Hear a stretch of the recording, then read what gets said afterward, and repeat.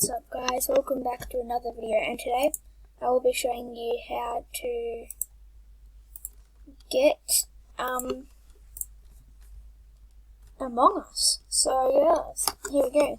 So on Google you want to search up BlueStacks, one word, and click on it. So click on it, and then you want to press, I've already got it so I don't need it again. You're going to press download BlueStacks, and then you'll just have to go through the setup process, and then on this other screen, hold on, let me just bring it over, you will have to do this Google Play thing, and then you will have this screen.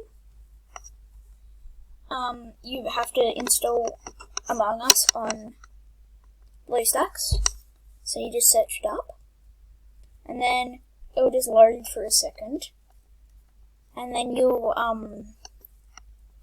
you get up to the menu screen like this. You can play Among Us. So yeah, bye guys.